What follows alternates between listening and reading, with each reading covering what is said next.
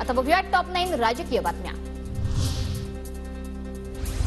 बाळासाहेबांचे विचार त्यांच्या पोटी जन्मून मिळत नाही। बाळासाहेबांच्या विचाराचे खरे वारस राणे, राज ठाकरे आणि शिंदे।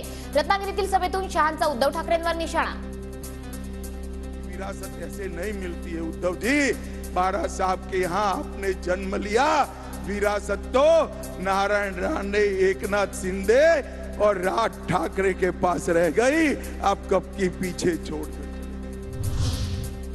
मीच ठाकरे घराण्याचा वारस अभिमानाने सांगतो। शहांच्या खोट्या सर्टिफिकेटची गरज नाही। ठाकरेंचा शहांना पलटवार। शहांनी माझ्या वडिलांऐवजी स्वतःच्या वडिलांचं नाव वापरून मतं मागावीत। ठाकरेंची भाजपवर टीका। विरुद्ध मोदी बोलतायत, त्यांना शिवसेना प्रमुखांची घराणेशाही नकोय। मी तर म्हणतो मी आहेच, मी घराण्याचा वारसच आहे, अभिमानाने सांगतो मी। आणि अमित शहा आज बोललेत, अहो तुमच्या सर्टिफिकेटची गरज नाहीये, फालतू नकली सर्टिफिकेट मला नकोय, गरज नाही, फेकून दे तुम्ही गटारात ते। उद्धव ठाकरेंनी बाळासाहेबांचे विचार सोडले, त्यांच्यासोबत जाण्याचा प्रश्नच येत नाही। राजकारणात वैयक्तिक शत्रू कुणीही नाही हे मोदींनी सांगितल्याचं फडणवीसांकडून स्पष्ट। ते माझे व्यक्तिगत शत्रू नाहीत। ते जेव्हा आजारी होते त्याही वेळी त्यांची विचारपूस मी करत होतो आणि हे मला माहिती आहे। शुभ बोलणाऱ्या तू आडवा येस, तुला गाडूनच पुढे जातो। नारायण राणेंच्या आव्हानाला उद्धव ठाकरेंचं प्रत्युत्तर। मोदी शहांवर बोलाल तर रस्ता बंद करू, राणेंनी दिलं होतं आव्हान। बोल रे नार्या, तू आडवा येच, तुला गाडूनच पुढे जातो। आडवाच आहे तू। नरेंद्र मोदींमुळे लस मिळाली तर मग संशोधक काय गवत उपटत होते का? उद्धव ठाकरेंची भाजपवर टीका। कोरोना काळात आपल्याला लस दिली म्हणून आपण जिवंत राहिलो,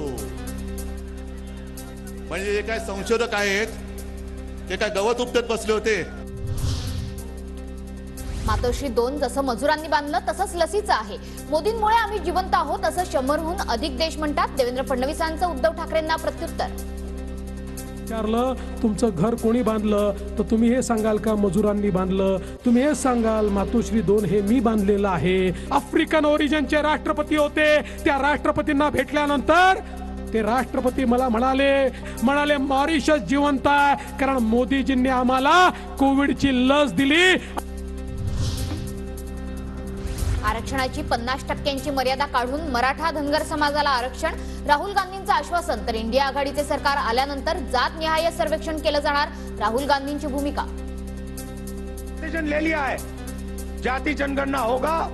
50% का ये जो बैरियर बना रखा है इसको तोड़ फोड़ के हम परे कर देंगे।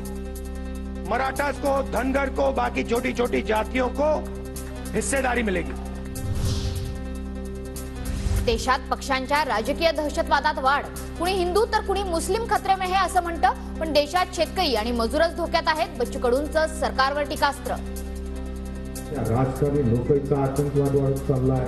कोणी म्हणतंय मुस्लिम खतरे में है, कोणी म्हणतंय हिंदू खतरे में है। भैया हिंदू मुस्लिम खतरे में नहीं, किसान और मजदूर खतरे में है। स्वतःच्या स्वार्थासाठी राष्ट्रीय नेतृत्वाला खोटं पाडणं चुकीचं। प्रसाद लाड यांची धैर्यशील मोहिते पाटलांवर टीका, तर मोदींच्या सभेनंतर माढ्यात भाजपचा विजय निश्चित। प्रसाद लाड यांचा विश्वास। स्वार्थासाठी पक्षाला बदनाम करणं, राष्ट्रीय नेतृत्वाला बदनाम करणं, खोटं पाडणं हा धंदा चुकीचा आहे। माननीय मोदीजींची सभा झाल्यानंतर एक जे वातावरण तयार झालं, रणजित सिंग नाईक निंबाळकरांचा विजय पक्का आहे।